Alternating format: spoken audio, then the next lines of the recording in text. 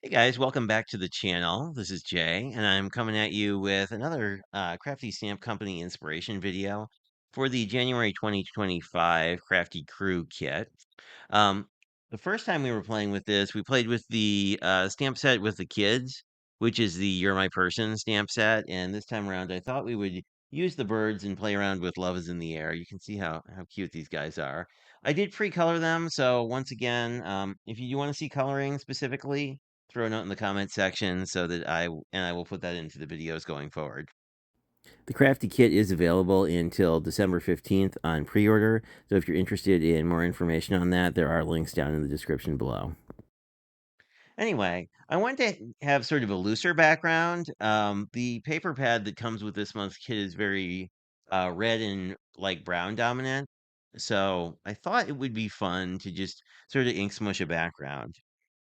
And I switched out my normal mat, which you can see under this, for a white or a clear glass mat, so you can sort of see what I'm doing with the ink a little bit better. So what I decided to do is start with Oh Boy, which is my favorite sort of sky color.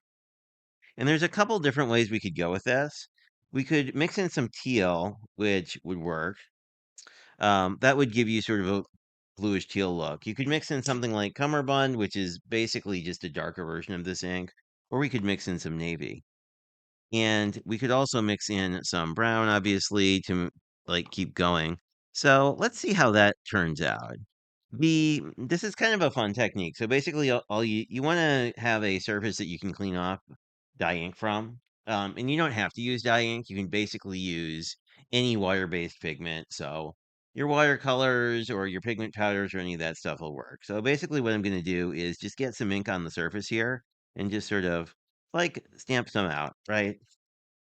And then what I'm going to do is there's a couple different ways you can do this. I like it when it's really loose. So I'm going to take my brown, which is the sandcastle, and just do some little brown bits in here. I'm trying to avoid like stamping the ink pads on top of each other. With the brown, it doesn't matter as much, but with the lighter colors, I would rather not get brown into my ink pads. And I also find that like a continuous spray bottle of some sort, I think I got this one off of Amazon, works really well. So what I'm going to do is just wet this down and then use my cardstock here to basically pick it up. So I'm going to start out with not much water. You can see how the ink is already moving around. Dye-based ink will basically move anywhere there's water until it dries out or gets absorbed into something like, hey, the fiber of this paper. So what I'm going to do is just press down, and we get all these really fun, like, drippy bits. And what you could do is you can add water to this if you like this color. I'm just going to keep keep going. If you want these colors to be less mixed together, this is going to be quite earthy, obviously. I'm just going to pick that up. So if you wanted these colors to be a little less mixed together, as you can see, you get a lot of the brown and the blue together, which creates a lot of neutral colors. Um, and I think for a sky, I would rather have another sort of sky color, and I'll leave the brown on the branch. So I will set that one to the side. You can see we basically picked up everything. So I'm going to put a little bit more of our oh boy down. This time I'll be a little more vigorous with it. And let's grab some cummerbund because that's going to be in a very similar color family. As you can see, it looks almost identical when we put it down. It is slightly more saturated, but that can also depend on the pads. So let's just wet this down and see what sort of like a really analogous color family would look like. And if you don't want this to, if you want to like set this before dipping it in again, you can heat set this and that will basically prevent the color from moving around. So I'm just sort of pressing and then lifting to sort of get some interesting techniques on here. And I think this one was pretty successful. And if you do this right, your surface basically is cleaned off. If you wind up with areas like this and you say, gee, I really wish I had a little bit more something there, I can just put down a little more ink,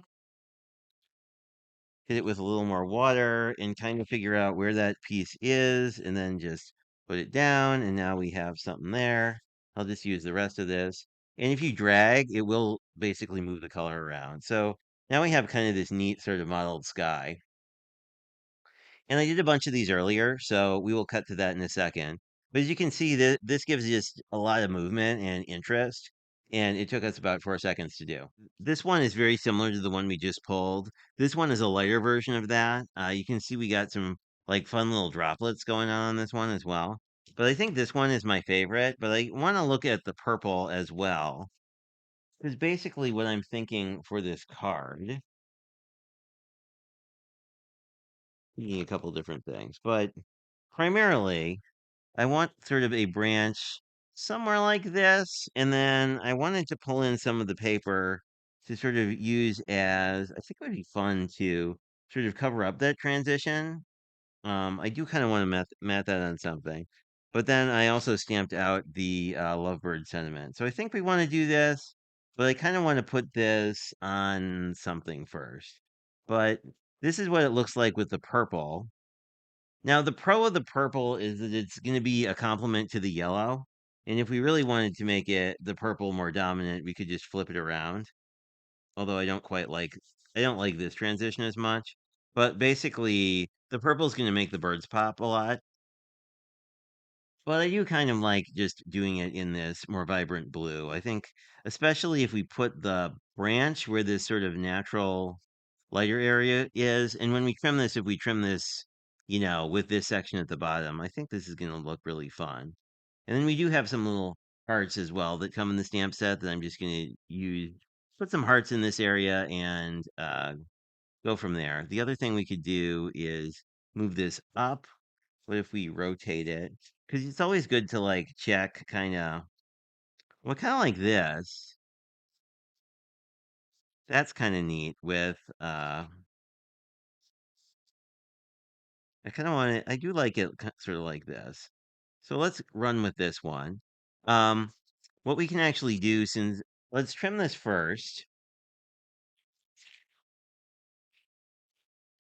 And I'm probably going to put this on a cream card base just to kind of keep with the theme. So I'm just going to trim this to 5 1/4 by 4.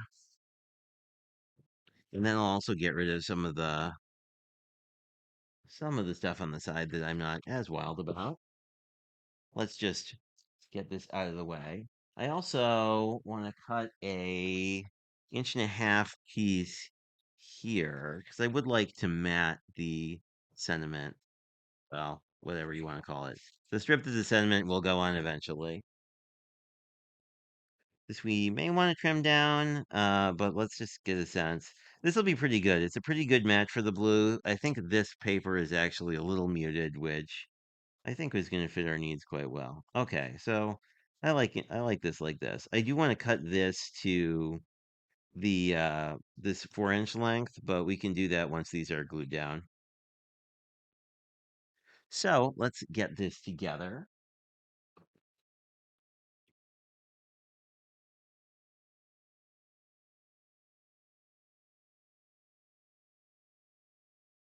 I had some cream card bases I had from another project, so I think we can just use them here. And it's going to be really nice because this is made out of the same paper, so everything's going to look very homogeneous, but in a good way. So I like that. So let me grab some wet glue and start putting this together. And while I do that, I can tell you a little bit about the Crafty Crew boxes because they are a new thing from Crafty Stamp Co. And basically, it is a bi-monthly box that will give you 2 stamp sets, 1 pack of pattern paper, and 1 stencil, and then 1 bonus item. I don't think I mentioned this in my earlier video, but they also come with a monthly tutorial. There we go. Now we're at level again. Should say 2 tutorials on how to use the products. And some of the Crafty Stamp Co. people I really think are awesome because they are really exceptional colorists, which I am more of I like coloring things flat more than shading them. So, but I really appreciate some of the work that folks do. So anyway, let me start getting this together. And in terms of the boxes, those have a pre-order period which runs for 4 weeks, starting at 6 weeks before whatever month the box is named for, because the kits mail out on the first of the month. So for this particular kit, you will be able to order it through the 15th of December, which is coming pretty quickly. So that's why I want to get videos out sooner rather than later. I'm just cutting this to the 4-inch width of our panel.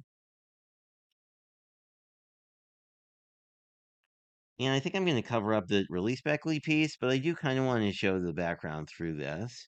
So I think I want to have this here, and I want some of my polka dots to show as well, because I really kind of like that this is a fun little pop of red. And I like the idea of the sentiment being sort of on the other side from all this stuff. And then that gives us sort of this area that we can start playing around with our little embellishment hearts. So let's get all this put together.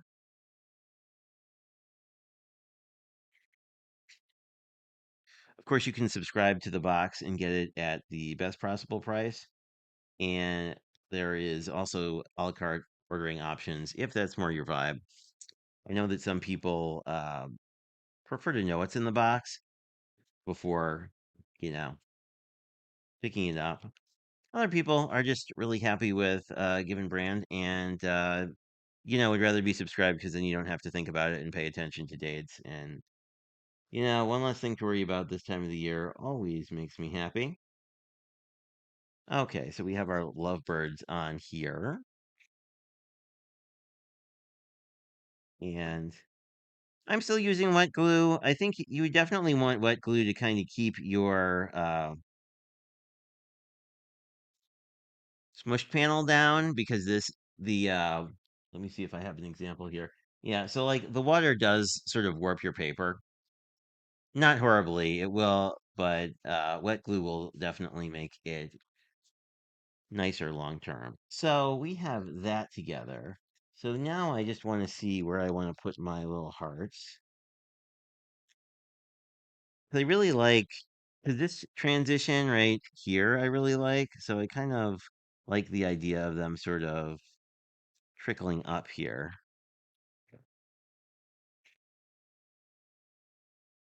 like that.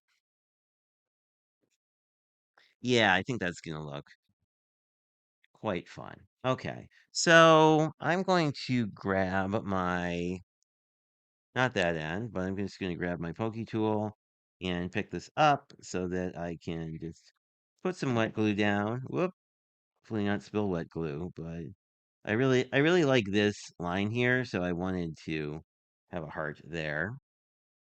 And then I'm just sort of offsetting these so we have like a little cascade of hearts.